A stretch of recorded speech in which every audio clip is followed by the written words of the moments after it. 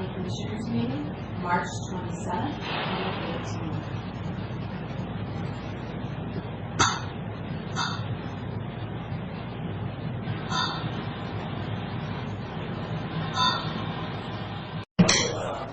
Hey, Commissioner Miller, let's go to work. We're ready. All right. Well, thank you all for being here this morning. Today is Tuesday, March 27, 2018. This is a regular weekly meeting of the Franklin County Board of Commissioners. And for the record, Commissioner Cook is out of town on personal business this week. Myself and Commissioner Miller are here, which still constitutes a quorum, so we can do business. That's the good news. And our County Administrator, Mr. Johnson, is here. Looks like we've got a few more people than usual in the audience. I see Representative Schmick is here this morning. Welcome. Always good to see you. Thanks for being here. And with that, we'll get right into our agenda. We're now in session, and if you'd like to join me for the Pledge of Allegiance, I'd appreciate it. I pledge allegiance to the flag of the United States of America and to the republic for which it stands, one nation under God, indivisible, with liberty and justice for all. All right, always a great way to start the day. First item on our agenda is a step increase request for a public works shop supervisor. Carly, you and I and Keith had some discussion about this yesterday. Is there anything new since then? No, not since then. All right. All right. Well, if you would go ahead and give us a brief overview of the requested action, and I know we've all gone through the read-aheads, but for the benefit of the people listening and other departments especially. Mr. Mahoney, the Public Works Director, is requesting a step increase from Step 4 to Step 7 based on, for the shop supervisor, Greg Snyder, based on his sustained performance and positive impact on the organization as detailed in the memo that Mr. Mahoney sent. I will actually make one note that this is an individual who, based on his previous experience prior to Franklin County, could have been brought in at a higher step when he was hired in 2015, as tends to be Mr. Mahoney's practice. He took a more conservative view on hire and hired him in at the entry step, allowing him some time to really prove his aptitude and that those skills that he had obtained in the private sector prior to Franklin County would translate into the public sector position. And I think based on Matt's reasoning for his recommendation, I think Mr. Snyder has shown that he's been able to take those skills and enhance those, and ultimately enhance the position and make that shop supervisor really a fleet management type role. Okay. Thank you very much. Mr. Johnson, anything to add before I go to the board? I don't think so. Okay, Commissioner Miller, any comments? No, I don't. I read this, and generally we don't like to give too much step increases, but you explained well where he should have been when he came in, and what where he's at, and recommendation from Public Works. I think it's duly a thing to do. So. Okay, so we had some conversation yesterday in which I expressed concern that doing this in the middle of a county-wide review of grades and steps seemed less than ideally timed. Sure. Maybe the way to put it. On the premise that if the individual is in fact just received a step as part of an annual, then this would be another step on top of that, and then we'd have a grade review coming up. So I'm trusting that you don't anticipate that if we were to approve this today, that a grade review countywide, a few months from now, would not likely change this action today. Make sense? Yes. Okay. Okay. All right. The other concern I expressed was the notion of precedent setting for other departments, because obviously people listening throughout the courthouse have got folks that they likely feel are undercompensated in one way or another, and so this will likely bring us additional requests. So since they're coming to your office, I guess we'll defer to your work schedule. Meaning, if you're comfortable moving this one through, recognizing that it may have that consequence for you, then I am. okay. All right. Commissioner Miller, if you're inclined, a motion to approve would be in order. First, just quickly, just wanted to ask you, how's the timeline going for this new step adjustment that we're looking at? The compensation review, so I have the data, and I'm putting it together in a package that's a little easier to swallow than just a whole bunch of raw data, as I was discussing with Mr. Johnson yesterday. I anticipate by the end of the week reaching out to department heads and elected officials to make some time to review their department's data with them, kind of as a first step in getting that compiled to make sure that there are no outliers that we might need to retake a look at or something along those lines, with the intention of then soon getting that compiled with recommendations to the board. Good. And I just wanted to say also that we have anticipated, we haven't anticipated, but we do see the fact that other counties are looking at our people, and we want to keep our good people. So when that comes out, that's really going to be good for the county to adjust it, like where it should be. Okay. Thank you. And with that, I'm going to go ahead and make the motion that we approve the step increase from 4 to 7, authorizing the chair to sign the personal action form. And I don't see a position name or anything at this time. Okay, Public Works shop supervisor position. Okay, second, all in favor? Aye. Aye. Okay, it's approved. It's already signed. We need to slide it on down where we're good to go. Good job. Well, that was pretty easy. Okay, next on the agenda is a request to convert one sheriff's deputy position to a sergeant position. And Carly, you're up again. I am. So this request I'm bringing to you on behalf of the sheriff. As the board recalls, in 2015, the sheriff was, when he came into office, the sheriff was budgeted for 2 corporals and 3 sergeant positions on the law enforcement side, for a total of 5 leadership positions. In mid-2015, the board approved a conversion of those corporal positions to additional sergeant positions for a total of 5 sergeant, and we made one of them an interim sergeant position. At the time, the sheriff felt that 4 sergeant positions was right for that law enforcement division, and that position, the interim position, was then eliminated by attrition in 2016, as was approved by that resolution. At this time, the sheriff has identified an operational need for an additional sergeant in that law enforcement division, and we are requesting the conversion of one sheriff's deputy position to a sergeant position. So it hasn't been 3 minutes. We already have another request. I told you it was coming. I know. Okay. Comments, questions? Mr. Johnson first. I've looked at this, reviewed it with Carly, with the sheriff, and supported it. I think it allows the sheriff to manage his personnel the way it's best in his office, and so we propose to go forward. Okay. Commissioner Miller? No, I have no questions. Okay. I had a chance to talk briefly with the sheriff about it, talked with Carly, and as Mr. Johnson's already alluded, so long as it's within the budget authority that's been granted, really we defer to the elected officials to move these positions within certain limits as they deem appropriate. Obviously, when there's grade changes and salary implications, then we weigh in, but I don't have any concerns about this one either. With that, Commissioner Miller? Yeah, I would like to make a motion that we request to convert one sheriff's deputy position to the sergeant. Okay, take that as a motion to approve Resolution 2018-092 as presented, which does exactly what you just moved. All in favor, please say aye. Aye. Aye. Okay, there you go. Thank you. Thank you, Carly. Okay, next item is with the county engineer, Mr. Erdman. Morning, Craig. Good morning. How are you today? Well, for a guy that's supposed to be in 2 places at the same time, I'm doing all right. Yeah.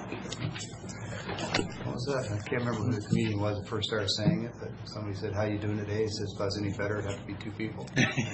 Yeah, there we are. You feeling like that? I'm feeling like that. Good. I'll try not to change that. Okay, next item is initiating a county road project, 616 Self Landing Bridge.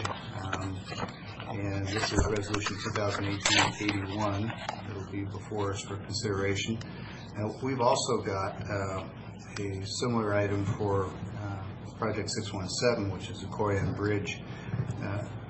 Working from memory now, those two, we requested federal highway money out of their bridge project, not their surface transportation. That's the different one. That's Taylor Right. Flats. Okay, and the Taylor Flats one is on the that's on the consent agenda. Okay? Yes. So these are the two that are Federal Highway Administration bridge project money. Correct. Right. And And I'm probably going to save us all some time here because the read-ahead was good. I read it. I know Commissioner Miller did, so we'll just go right to questions if that's okay. that's fine.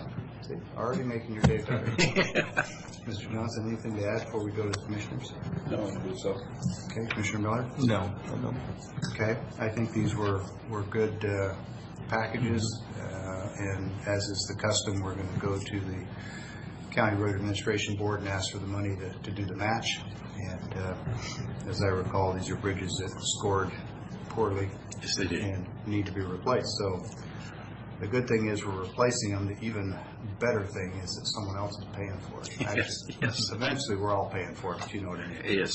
Okay, so with that, the first one would be Resolution 2018-81, and that's for the South Landing Bridge.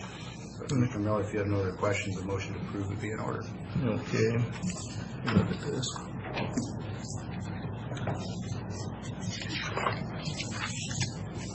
Okay, Mr. Chairman, I move that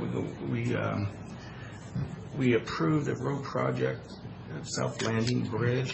That's resolution, you said was 2018-81. 2018-81. Okay, and I'll second. So we have a motion and a second for approval of 2018-81, which would initiate County Road Project 616 for the South Landing Bridge. Last call for comments or questions from anybody. Okay, hearing seeing none, all in favor, please say aye. Aye. Okay, so that's approved, and since this other one is a mirror of that one, if we could get a motion for approval, that's just the next in sequence. I think it's 82. Okay, Mr. Chairman, I move that we will, see, I'm looking at that, that is, you're correct, 82. Move for approval of resolution 2082, and that is for the project Corian Road Bridge. Okay, so I'll second the motion for approval of 2018-082, which initiates County Road Project 617 for the Corian Bridge project. Last call for any comments or questions. All in favor, please say aye. Aye. Aye, that's approved as well. And pass those down to Karen if you would, please. Okay. Got any public works money you want to get back or anything? No.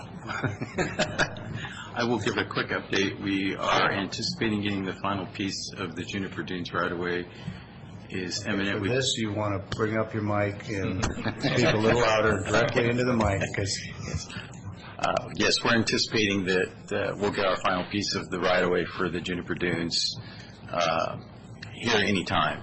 They've agreed in principle to everything, and we're just waiting now for the paperwork to come back from the Premier Farms' corporate entity. well, that's good, because I told some people the other day that we already had that. I thought we already had the paper. Well, We had the agreement in principle. We have it in principle. Well, let's And hope then- they sign. Then the next phase will be to get the waiver for the right-of-way from BLM for their, the easement for them. And then we'll proceed with final specs and get that to Western Federal Lands and get their approval, and then we should be able to move on. So last Thursday, I met with the director for this region, the BLM director out of Spokane. I cannot think of her name right now, but her assistant. Lindsay Babcock? Well, she's the assistant. It's actually Lindsay's boss that I was meeting with. Anyway, we covered this and also met with their environmental person, just talking about what sort of NEPA implications might be involved and the timeline for that. They're all, every indication, they're completely on board and everything is moving forward. And they even said some nice things about you, and I wish now I could remember what they were. But basically, you were doing a good job. Oh, good. So that's always good to hear. And the day before, Wednesday of last week, they met out at DeRuyter's place at 5D Farms. Yes, I wasn't there for that meeting. I was out there with the, running around out in the desert. I know. I just sort of teeing it up in case you want to say anything about that. It was very nice to meet the potential users of the project. I found it a great benefit to be out there. Yeah, they're, And plus, I got to see some prior remote pieces of the project that I hadn't seen for a while, so it was productive. yeah, they're pretty excited about it. In the meeting, they were, some of the reps in the different four-wheel drive clubs were in the same meeting. They've been patient, but boy, they're ready. Yeah, they are. Okay, well, thanks very much. If I might, Anything else? Sure. I beg the board's indulgence. Do you anticipate any questions on our consent agenda? The Taylor Flats Bridge? Yeah, and we had some crowd reports and also a survey instrument. Yeah, you did have a lot of stuff on there today. The only thing that I had, and Commissioner Miller may have other stuff, but you were surplusing the old GPS unit, and you're saying that it's, beyond its technical life and not serviceable, all the reasons that we normally surplus stuff, but Right. then somebody's giving us $2,500 trade-in for it. And if that were a private local vendor, I might ask more detailed questions about why are we getting $2,500 for something we say isn't worth anything. But because this is under a state contract, and it's a state sanctioned vendor, I'm not so concerned about that. But just for future reference, if you'd maybe just pointed out that it really isn't worth anything, but it's customary that they give us a break on the price when we turn something in. Kind of like core value on an engine. Right. Yeah. That was the only question that occurred to me. Commissioner Miller, did you have anything? No, I'm good with everything. All right. Thank you. Thank you. Just because we've covered all your stuff, though, you're welcome to hang out with us. Oh, I would. You would? Much rather. Okay. But I'm afraid, emergency management has my number today. So. Yeah. Matt's due back tomorrow, is he? Yes, sir. Great. All right. Well, thanks for being here. All right. Next on our agenda is public comment. And for the record, we do this intentionally twice in our meeting, once after we've covered several topics like this, and then again at the end of the meeting, just to ensure that people have an opportunity to comment on things while the discussion is still fresh. Commissioner Schmick, if you want to make some comments, the end of the meeting might be an appropriate time. Are you able to stay? Yes. Great, okay. So then we'll move on to office business. This is where we do payroll and warrants and consent agenda. Okay, we have two today, paid bill type items here. This is vouchers that are audited and certified by the auditing officer, signed by Keith, Jeff, and Macy in the auditor's office. And the bottom line total is $563,334.37. This again is for fund expenditures.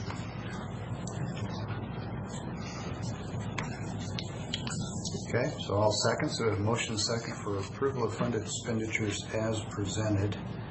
And we'll mark this as a vote of 2-0, since we only have two commissioners today. All in favor, please say aye. Aye. Aye. And sign, and we're legal on that one. Okay. We have another one that's, again, audited and certified by the auditing officer under RCW law. It is fund and warrants for county roads and motor vehicle, and the grand total is $151,623.99. Okay, and I'll second. These are payroll for public works and or county roads and motor vehicle. All in favor, please say aye. Aye. Aye. One more signature there, and that'll be legal. Okay, the next item we have is our consent agenda, and it looks like today's consent has 10 items. Commissioner Miller, any items that you wish to pull for separate consideration? Okay, let me think here. I looked at them all a couple times. You took out, we discussed the public work issues, and there was about 5 of those, so if you ring that Franklin County City Mesa Law, no, that's explainable. So no, I have no questions. I will move for the motion to approve consent agenda 1 through 10. Okay, and I'll second. I've been through all these multiple times. I don't have any questions. Mr. Johnson, any comments to add before we vote? No. Okay. So we have a motion and second for approval of consent as presented. All in favor, please say aye. Aye. Aye. Okay, consent's approved. And looks like we're actually a little ahead of schedule today, so we're going to go ahead and sign these now. Just take a minute.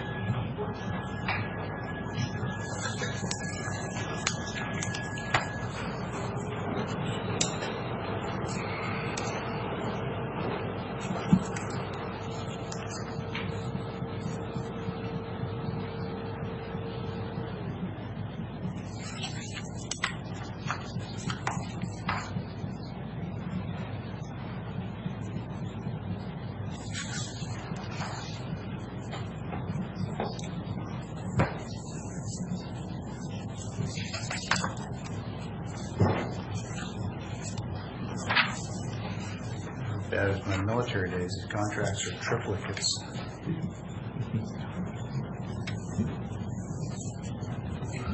There's no carbon paper, right?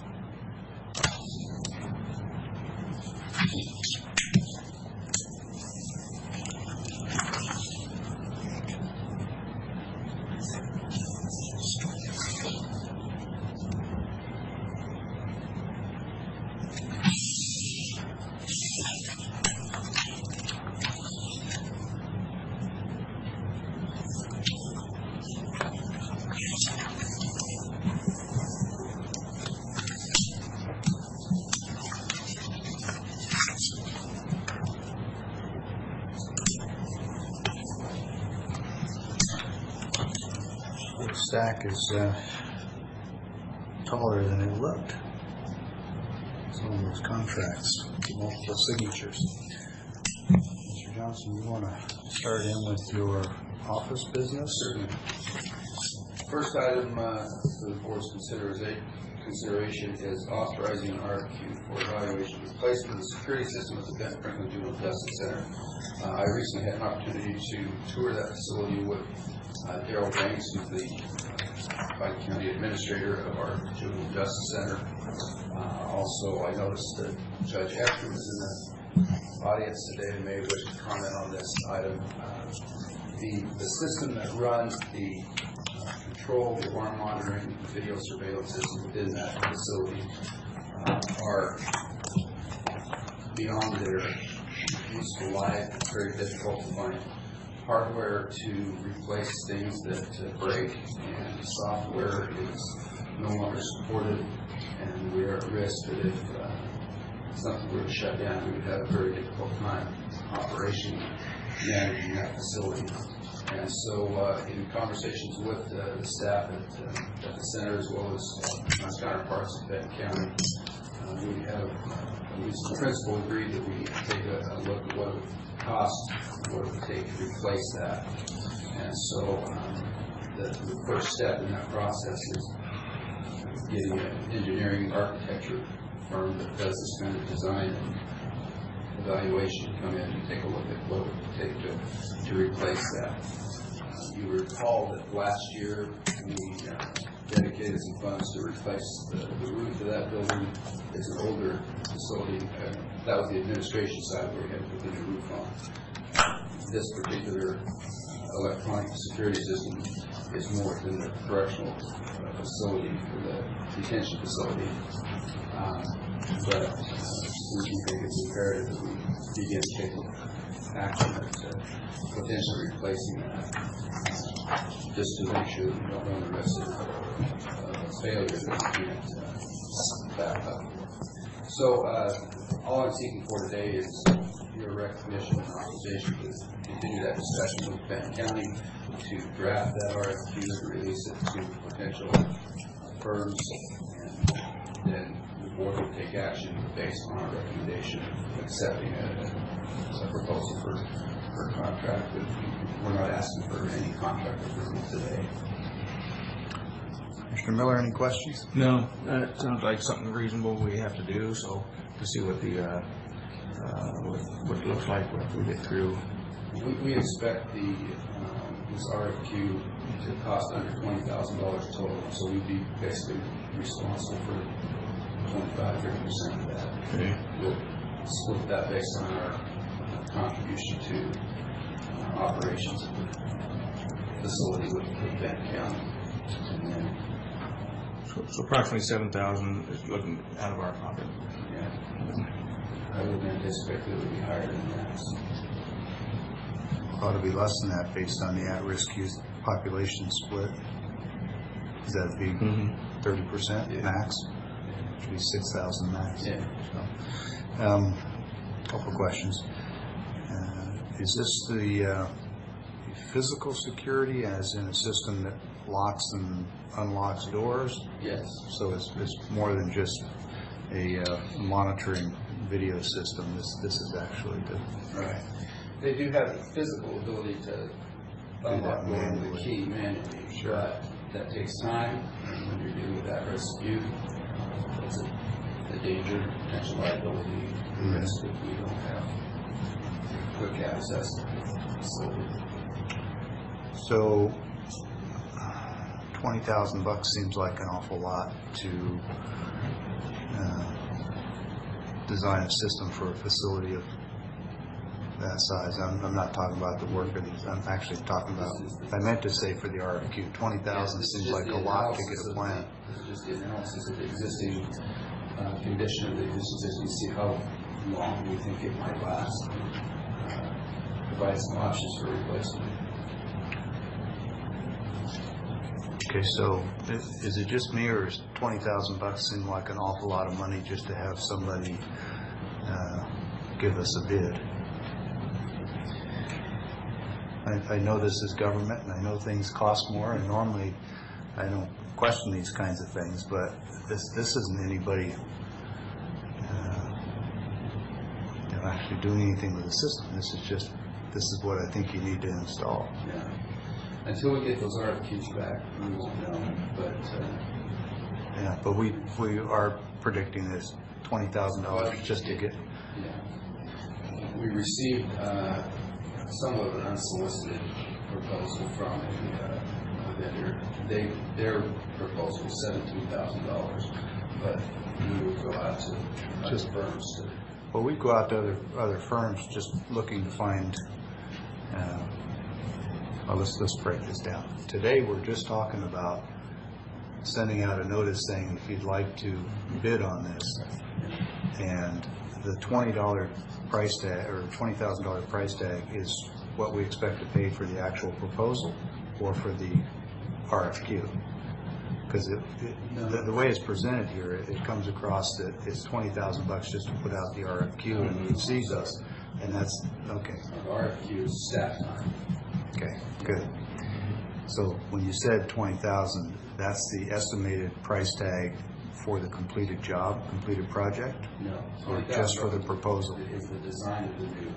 And how many retention doors? I mean, I've been down there, you've toured it.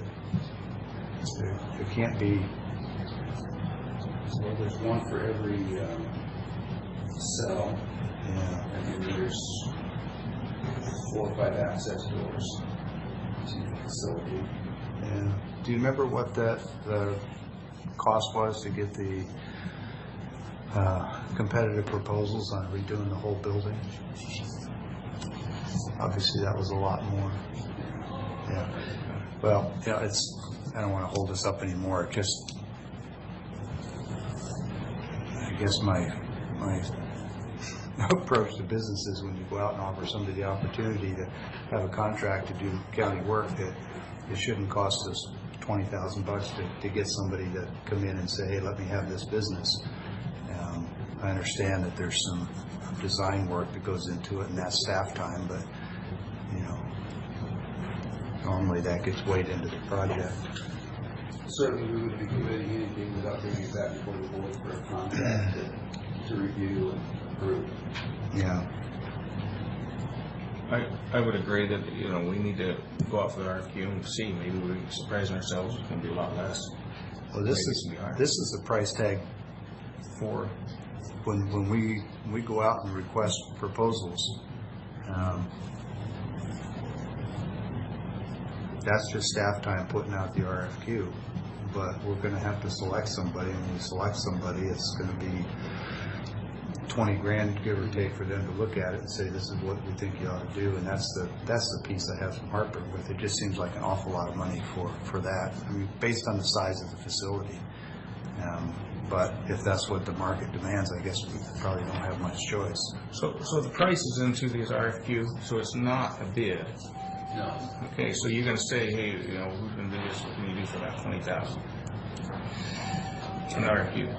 We probably wouldn't stipulate a price in that process, or that tender process. So with that, it's almost like a bid because someone's going to return it back saying what they can do and the price. Yeah. We, perhaps without realizing, sometimes we set the market when we talk about engineers' estimates and expected costs. It's pretty much telling the market, and when you come back in, we're expecting your design to cost $15,000, $20,000, $25,000, and I suspect it could be a lot less. All right, well, listen, I'll put belabor in the point. The actual cost of replacing this thing would be more than $200,000. It would be very expensive. Right. Yeah. So. Yeah. Okay. Well, is there a consensus that we go ahead and issue the RFQ? I don't know that we need to vote on it. There's no resolution, but without objection, then we'll go ahead and give board consensus for you to proceed with the RFQ. And once we get those proposals, we'll have a better idea what people want to charge us to actually design this thing.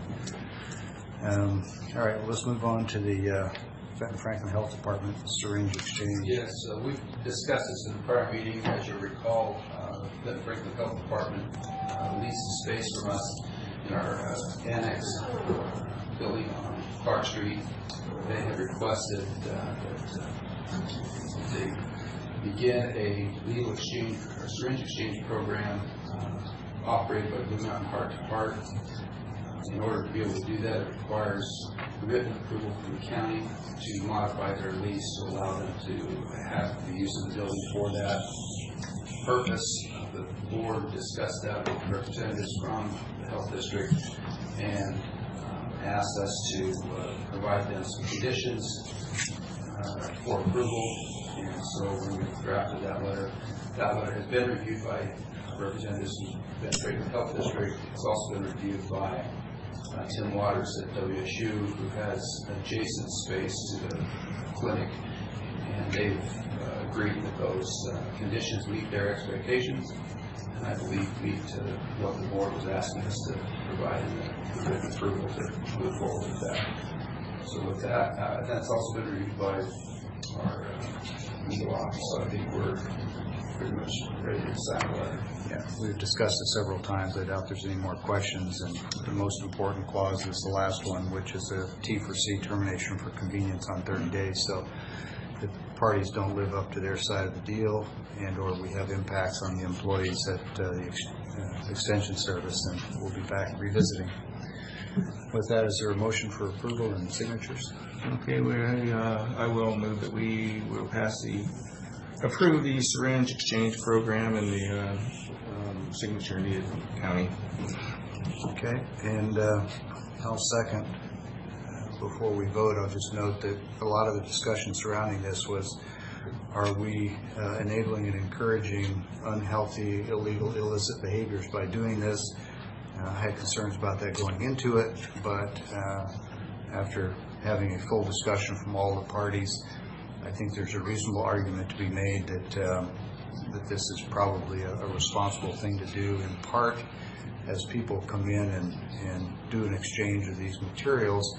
It isn't just a walk in and take new materials and walk out. There's counseling that is provided, and contacts and relationships are established so that if and when somebody is let's say a viable candidate for rehabilitation, they at least have some established contacts, know where to go, and in the interim, they're not sharing and reusing needles that can spread disease and cause issues for other people. So all in all, I started out opposed to this, but I support it now.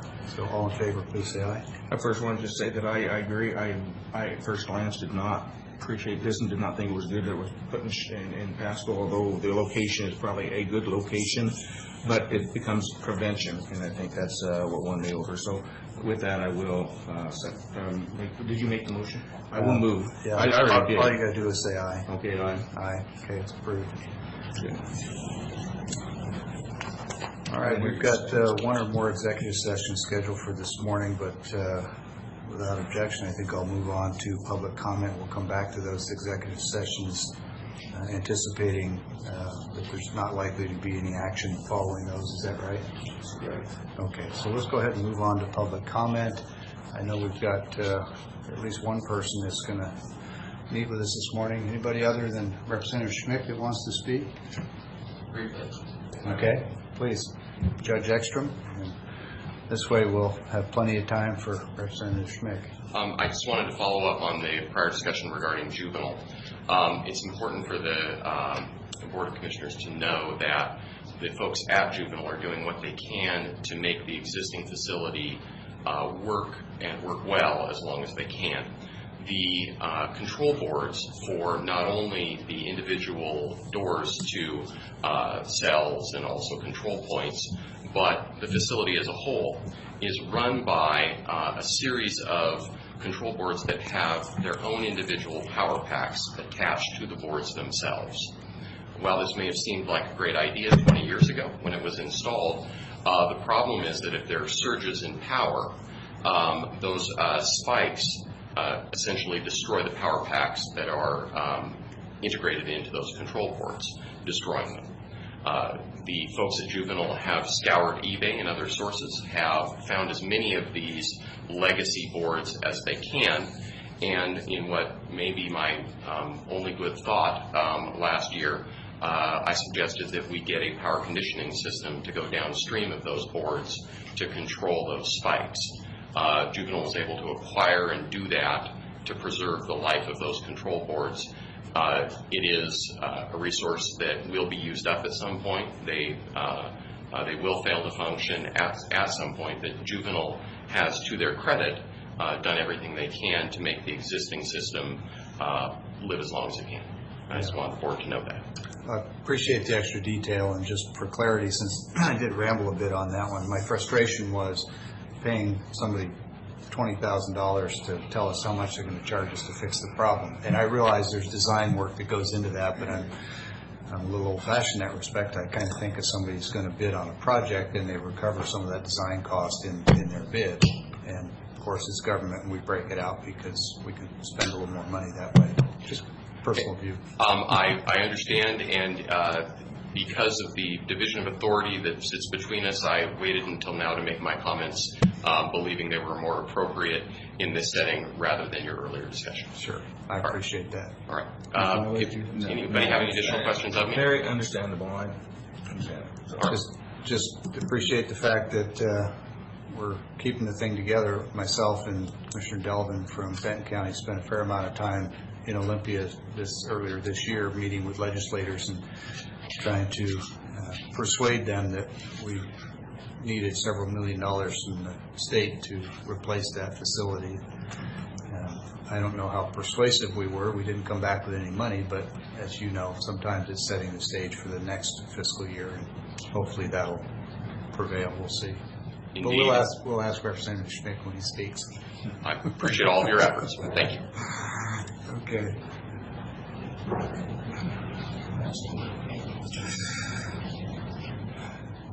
Would you care to come up and have a seat? Because I'm thinking we could have an actual dialogue.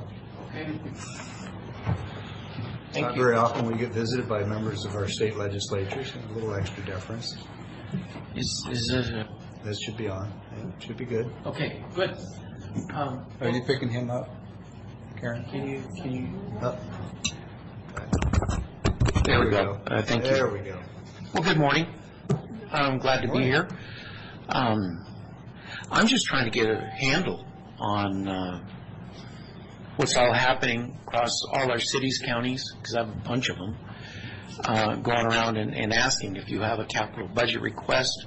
Let's work on it during the interim and get it put together. I'm happy to bring that forward. There are a lot of needs across the district and legitimate uses of capital money. So happy to work with you on that.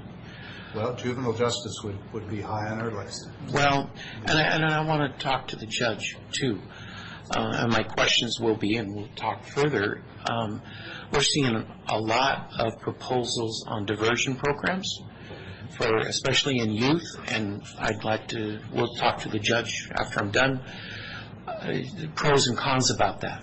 Because sometimes it seems to me, we've already released a lot of people out of the Department of Corrections that we consider the nonviolent. And every time we run short of money in Department of Corrections, our first instinct is to let that next level of offenders out early.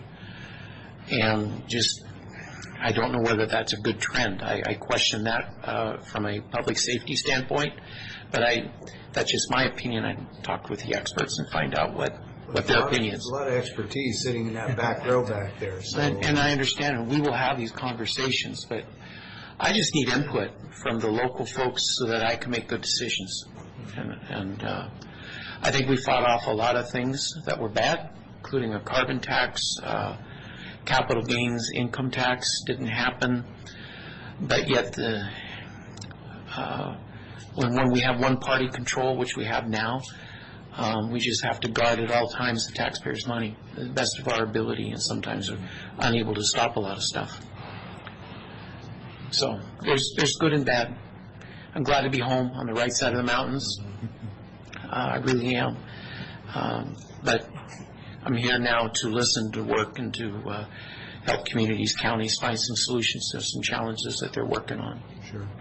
So when I was last in Olympia with WASAC, Washington State Association of Counties, we calculated on the list of pending unfunded mandates, meaning legislative direction to the counties without funding, we were somewhere around 28 million impact on the counties collectively, which may not sound like a lot for 39 counties, but if you look at county budgets, you realize that can be a pretty big hit.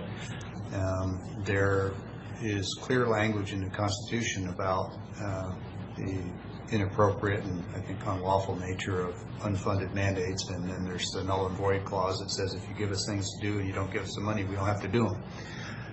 So I would share with you as one of our elected representatives in Olympia that the discussions I've had over the last 6 months with my fellow commissioners around the state, there are a number of counties that have reached the point of looking and prioritizing activities at the county and deciding which things they're going to send a letter to the legislature and say, we will no longer be doing these things as of this date.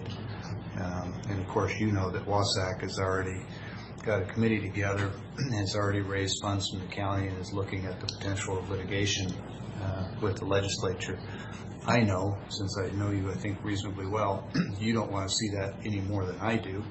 And I also know that with the current alignment of political parties in Olympia, there's not an awful lot you can do about that, but directly as one representative. But I would ask you to start sharing that message with your fellow legislators that, you know, for years the tendency has been to say, we hear you and we're concerned and we're going to do all we can do to help, but but the funds don't flow, and the new mandates do. And so the message I think they need to hear is next year is not going to be like previous years. It's going to be different. And I think that, I know I gave a speech You did. on the floor about a lot of my smaller counties.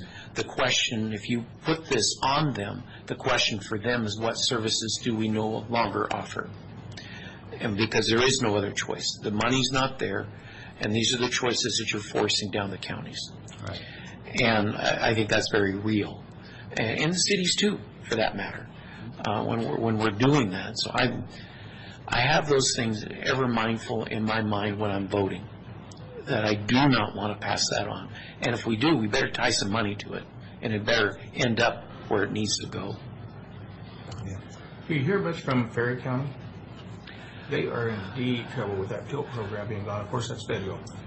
But Ferry County, I don't know if you realize this, there was one time when Senator Morton, early in when he was a senator in Olympia, the county commissioners came to Olympia with the keys to the courthouse. getting close.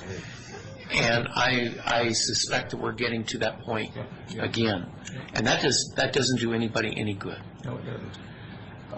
The other thing I want to discuss was the BOH, the behavioral health and mental illness situation that we had with the contract with the year, or looking into some kind of program with the state. Can you update us on anything you know about that? This has been much slower than I would have liked to go, because just for the rest of you, by 2020, the state is going to integrate for their Medicaid programs physical health, mental health, and chemical dependency. And the idea is that once we have these all combined, we're not going to be siloed, and we should have seamless care integration. And there's been some successes.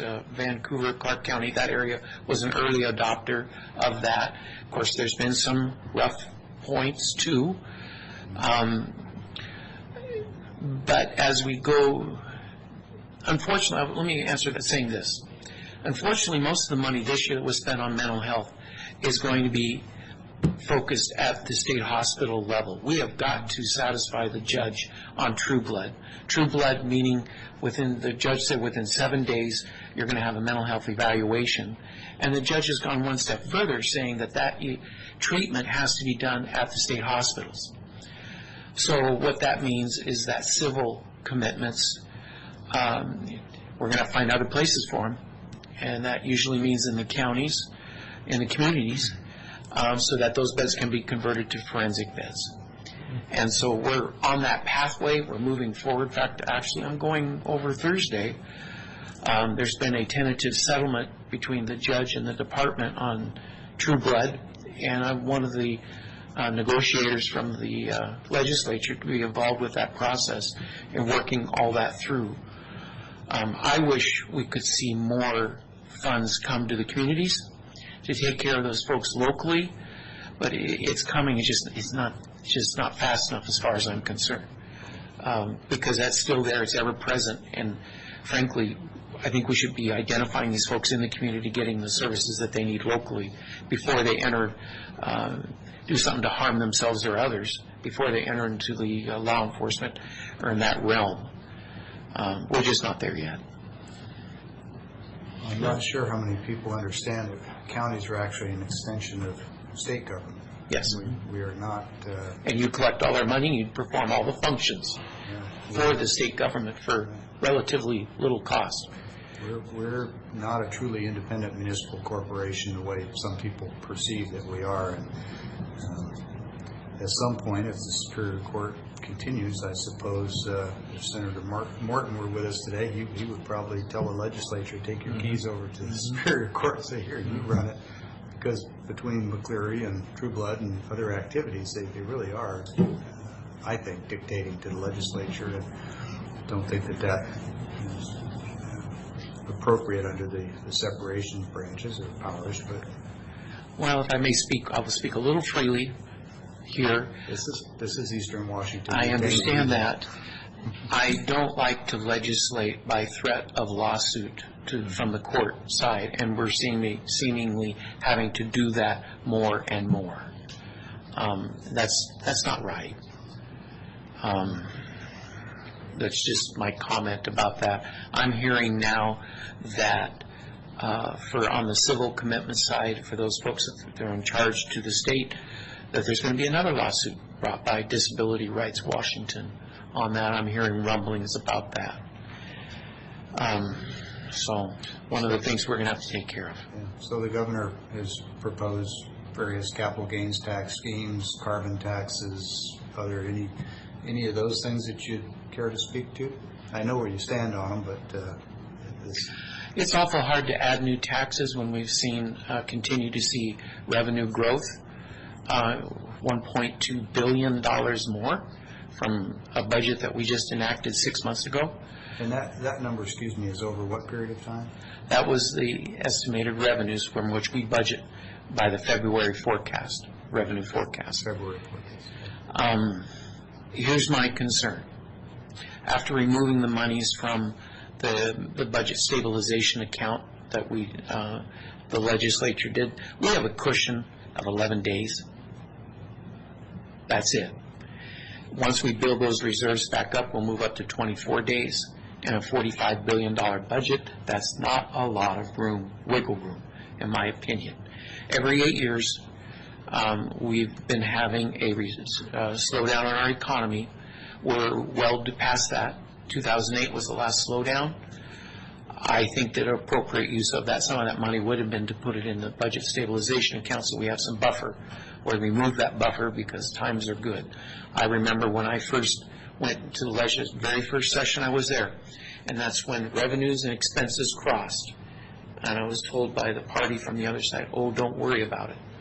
Well, we did worry about it, and we had a big recession, but we're overdue. I hate to be doom and gloom, but I think it makes good fiscal sense that you plan for the future, and I don't think that we're adequately doing that.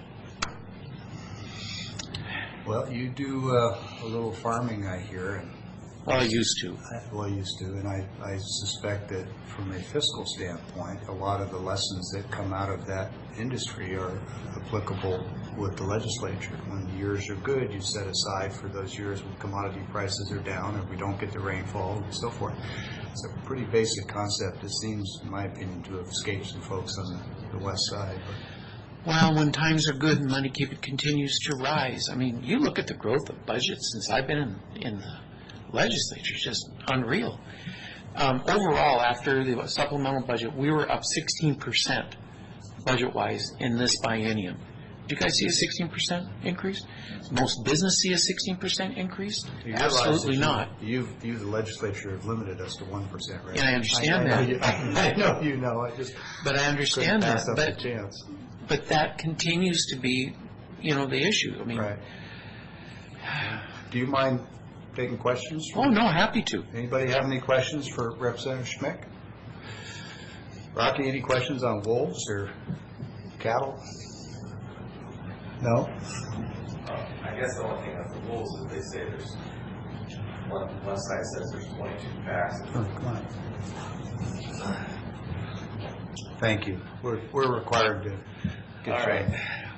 From what I've been hearing is they claim there's, one group that's studying the wolves says there's 22 packs, and they only recognize 14.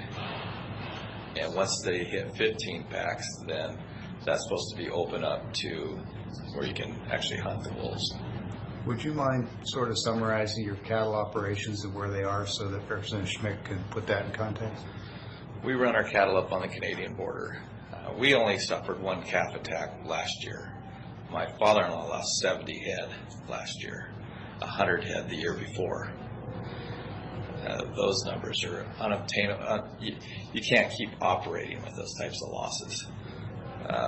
We do winter our cattle down here, and now I just heard last week that there's a pack of wolves in Juniper Dunes.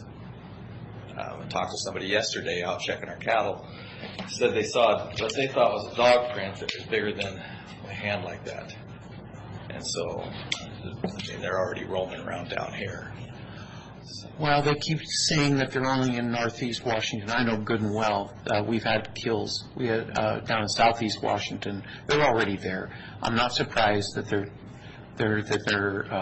not here too. they're spreading at gangbusters. They say there's 22 packs. I don't buy that for a minute. I think there's well more than that scattered throughout. We keep working on that issue, but it's just a battle. I think that we've made a lot more progress through the Wolf Advisory Group when we hired that facilitator than we would have ever gotten without her. But we're still not there yet. We've got too many wolves. We had one of our employees rolling up wire in the middle of the day, turns around, and there's a wolf 45 feet from him, just standing there looking at him during the middle of the day. That has happened 3 times now in broad daylight. At night, walking from one of our houses to the other, which is only 200 yards, 2 wolves followed him. So it's just a matter of time before they attack someone. And I would agree, and if we could talk after the meeting, I would All right. advise you what I would do, but not here. Okay. One other quick thing, there's been some discussion about reintroduction of grizzly bears in the northern part of the state. Have you heard that? Do you have any thoughts about that? And by the way, this is Mr. Mullen, Rocky Mullen, who you may or may not have met before. I know the name. Okay. It's nice to meet you. I don't know much about the grizzly bear movement. We've had them up there in Stevens County for years. They've been dropping them out from Yellowstone, just over the mountain from us. The sightings are pretty rare that we ever see them. I mean, I've seen one. My experience in Alaska with moose calves and brown bears and grizzly bears is that they like moose calves, and I imagine beef calves would be just as attractive to tasty. them. Yeah. Just thinking. Well, they dropped the problem bears from Yellowstone out over by Meddling Falls, and those are the worst kind because they see people all the time. But I've seen a couple signs of them, but I've only actually seen one. But so far, that hasn't been a major problem for us, but I'm sure it will if they start moving. But I would agree that it's just, I think you're starting to see wolves in northern Cascades and moving up and down the Cascade rangeland, because it won't be long that they'll be over on the other side of Highway 97 in the 4. Remember, we got to have them in all 4 quadrants. I think they're going to be there really quickly then, because that's been the hang-up. Northeast Washington has had most all the wolves and the problems, but we couldn't do anything according to the plan till it was all, and they're all over in those 4 quadrants of the state. I think they're getting there pretty quickly. I'm sorry, where did you say that they needed to be dropped off at? No, I was talking the wolves. Where do you get that? Northeast Washington they've had the bulk of the problems, but they're in Southeast Washington. I know a grower down there. Need to be on the west side? Yes. Highway 97 is the magic line between east and west, and I know that they're proliferating, they're going that way. It's not a good news for you. No, I mean, we're getting ready to move our calves up there here in the next 4 weeks, and like my niece saw 7 wolves in our pasture 3 days ago. So, I wish I had better news. yeah. You have, just as much as you don't like the wolves, you've got people on the other side who see absolutely nothing wrong and just promote, and I just don't understand why they don't open their eyes. I wonder if they know where their food comes from. Safeways. Yeah. If my cattle were on state land, I would have to remove them. Why is their animals able to come on my property and not be removed? Again, we can talk after. Okay. All right. Thank you. Uh-huh. Okay, anyone else want to?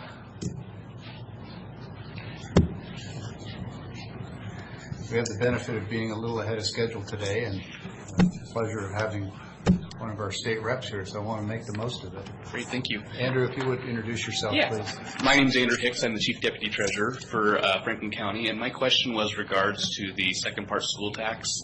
I know there was some transition that almost occurred with them removing a portion of it and asking the counties to go ahead and reimburse that back out to citizens. I kind of want to start by saying that the software that we use, and most of the softwares that are available for taxes throughout the counties of Washington State, are not designed for that. And so my question is more forward-looking. I know we have legislature in place for 2018 that goes forward as well, but what shifts do you see potentially happening with that second part school tax, and what counties may need to be trying to get ahead of in the future regarding that? The adjustment that was in the budget will be in the 19 taxable year, and because your message was loud and clear, that a lot of the counties wouldn't have the ability to make that shift immediately in 2018. If it would have been done early enough in the session, perhaps that might have been another story, but it wasn't, and so that 30-cent adjustment will be in the 19 taxable. And we don't say, I know with this being a new program, shifting school funding more towards the state than to local levies, we see that this fix is being a long-term fix going forward, and we won't see annual adjustments to that amount. I hope that's the case, but you saw from the bill that was passed not 6 months ago, we made major adjustments to that, to an agreed-upon bill in this year's session. So I'd like to say that that's going to be the case, but I now that there's been some major shifts in that McCleary agreed-to bill, I would kind of think that all bets are off. Thank you. Wish I'd better on news. that optimistic note. It's the reality. I always try to talk very frankly. When people have questions, I want to answer them to the best of my ability. I don't want to blow smoke. Pasco, in this Pasco school district, made out very well. They're going to see a lot more money. You're going to see taxes go down in the area. They're going to benefit. I have 28 school districts across the 9th district. It is not that case across all of them. Some are winners, some are losers. I've got some school districts that never had a levy before. They just made it with whatever the state provided. They did it, and they budgeted that way. So all of a sudden now they've got a new tax. Well, Pasco has got increased revenue from the state. They've got a new bond and a new levy. Well, they're going to make up for that real quick. But the other side of that is that Pasco, what are they going to do? They're growing at exponential numbers. They're going to have to. I mean, when Chiawana opened, it was full. I mean, I don't think you can build schools big enough or fast enough, frankly, right now. And that's the growing pains of a growing area. So. Well, anything else for you? Thank you so much. Okay. I publicly put out my cell phone number. Call me. And I mean that with all sincerity. If you've got questions and concerns, please call me. I'm there to try to help as best I can. I know all of you have my phone number, and you don't hesitate to call, and I appreciate that very much, because we're kind of all in this together. Now you reside out in Colfax? Mm-hmm. Okay. Yep. Just in case somebody wants to come visit you at your home office or happens to be traveling through Colfax, they can find you on the website probably. Well, just call. We'll meet down and have a cup of coffee. I do not have a district office because people want to see the representative. They don't want to see somebody else. And so I try to do all that myself. But happy to see anyone anytime, and we'll discuss things. Okay. Well, feel free to come back anytime. We're always happy to make time for you. I know Thank you. You're busy, but when you can, come see us. Well, thank you very much. You're very accommodating. Thanks. Thank you. You bet.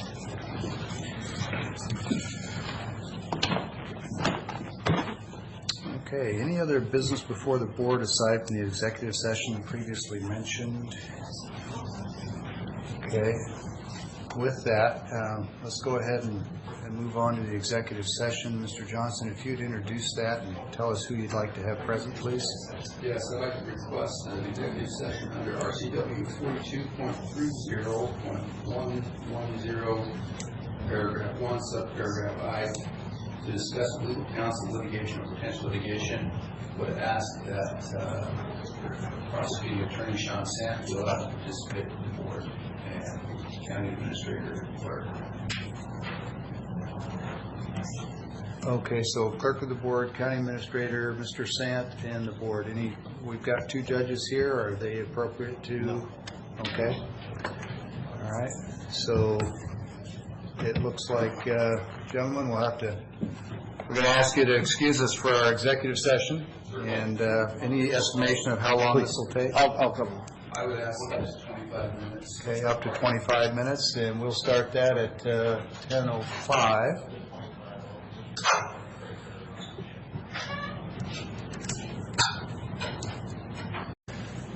Okay, we have completed our executive session as announced, and took a couple minutes there to get the door open. And we'll delay for a minute as parties come back in the room. Okay, so we have completed our published agenda, but we always leave time if there are parties that want to meet or discuss any issues with the board. We did complete our executive session discussions with the prosecuting attorney. And before we adjourn, I see that a couple of Superior Court judges have come back in. And gentlemen, we're welcome to entertain any discussions or topics that you want to discuss with the board, but there's no action anticipated out of the executive session.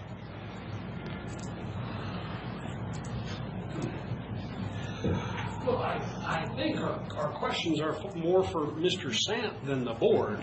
Well, it is a public meeting, and if he's willing to have that conversation, there's no objection from the board. But he's not a member of the board, so he's really not obliged either, so. And, Your Honor, I'd have no objection with that either, except for the parties are represented, and so I'd like to communicate information that I can convey with the parties through their counsel at this point. So. Okay, well, I guess we need to know. I mean, you've told our attorney to stop doing any work. And we need to know, have you given the same instructions to Mr. Killian's attorney?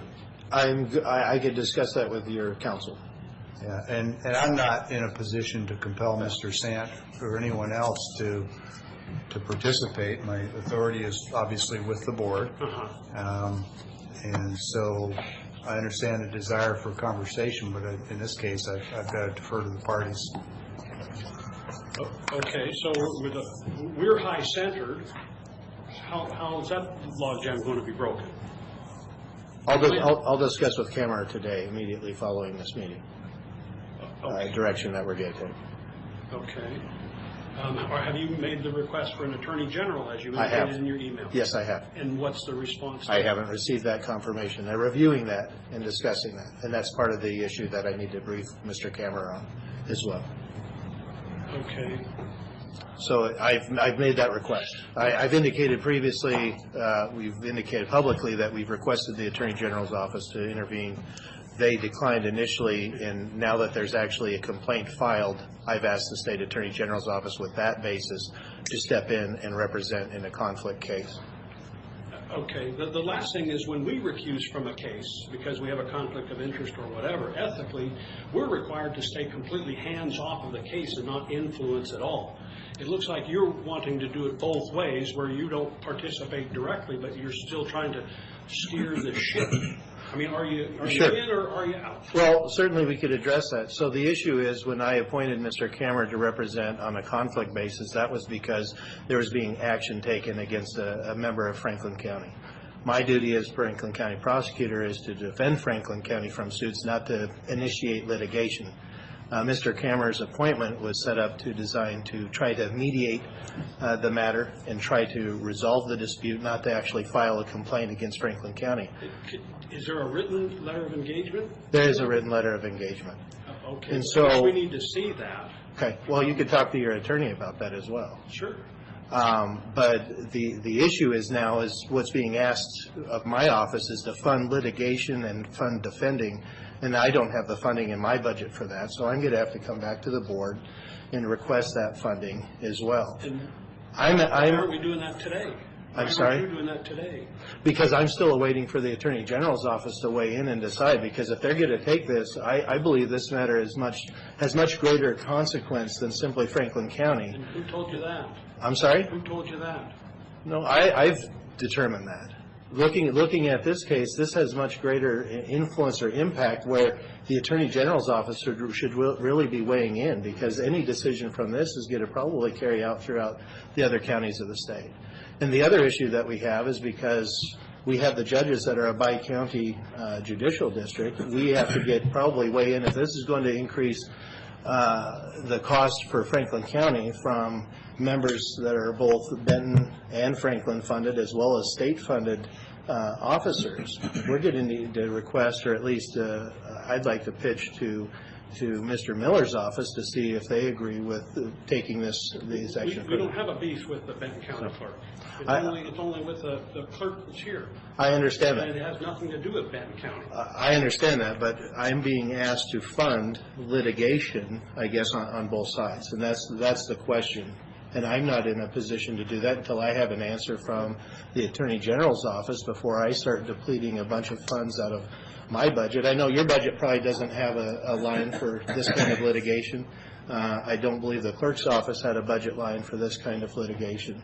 And so I want to find out if the Attorney General's office is going to represent its state officers in this matter. I'm not disagreeing necessarily with the attempts to try to resolve this dispute. I don't like the idea that it's a complaint filed, and I think Mr. Kammer took that information and filed an amended complaint addressing part of that. But the underlying issue is Franklin County is now being asked to fund litigation against itself. Well, where did you get the idea that there was going to be a mediation?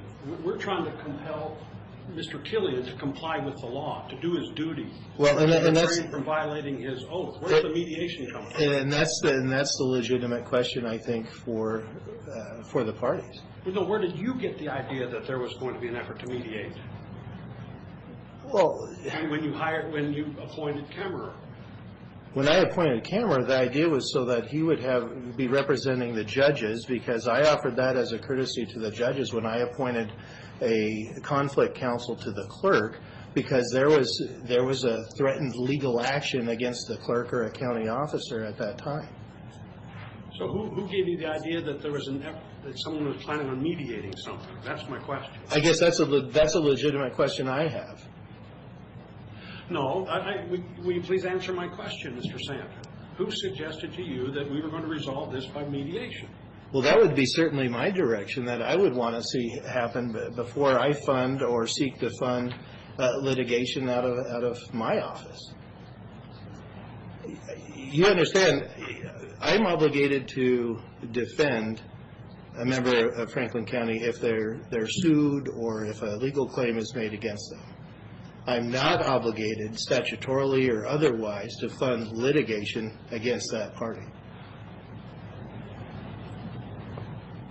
And so I've never looked at your enabling statute. I can't comment on that. You're still avoiding the question, and I guess you're not going to answer it.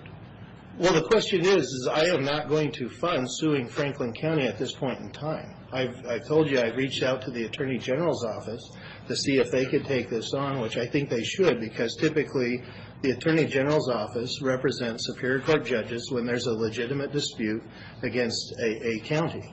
And in this particular county, we're made up of a judicial district that comprises of multiple counties, and that's one of the criteria that they look at for determining, is this more of the actions of a county officer or a state officer? And because I think you'd agree, there's a legitimate conflict when we have two elected officials or two elected groups, and they're obviously not seeing eye to eye. It would be in the best interest, I think, to try to mediate or remedy that short of litigation.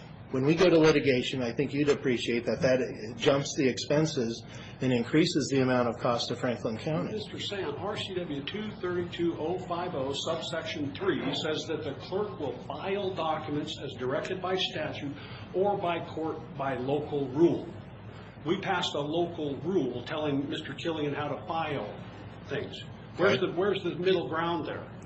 And he in writing has refused to comply. So, gentlemen, I'm going to weigh in here since we're not in a courtroom, but this is effectively my courtroom, and I understand the discussion back and forth and the passion.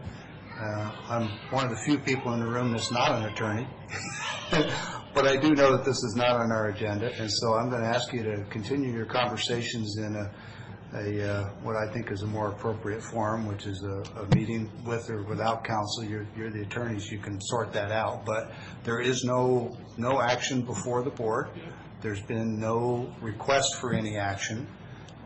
My sense, and since there's only two of us and I'm not proposing any action, there can't be any board proposed action today. If there's a request of the board that someone wants to make, it's certainly timely. We're in open session, but I'm not advocating for that either.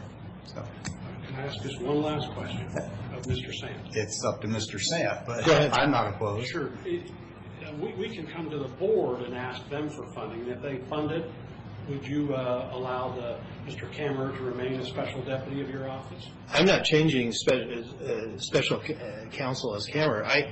If the AG's office is willing to take this, I'm going to agree that having the Attorney General's office take over at that point, because that's going to be cost effective for the county and the parties are being represented. The question is, if the board funds our attorney and it doesn't come through your budget, would you allow our attorney to be a special counsel? I'd have to look at everything, especially after consultation with the Attorney General's office. Yeah. Okay. Well, don't see any other business before the board. Mr. Johnson, do you have any other matters that we need to discuss today? No. Commissioner Miller, anything else? No, just maybe just a brief discussion about law library. Our administrator and I went up there and looked at the law library. There is, from the law library at CBC, where the central location is, there is one more subscription that we could put a computer on there. This might be a good time to ask some judges what they think, but we could put a computer up there for use for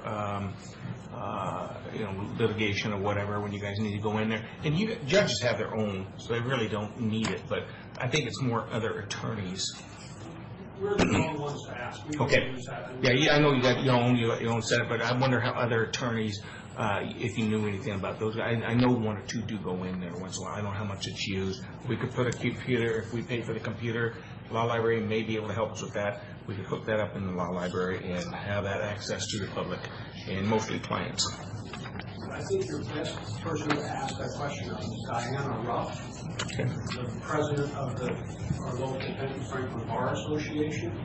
It meets monthly. She can raise that from the floor. Okay. And That's a good start. She's in the Benton County Prosecutor's Office. Yeah, that's a good start. My understanding, nobody really uses those books as much. It's more all West law, but you need some time to cross-reference during the trial or something, and that's what it's basically for. So, okay, I will do that.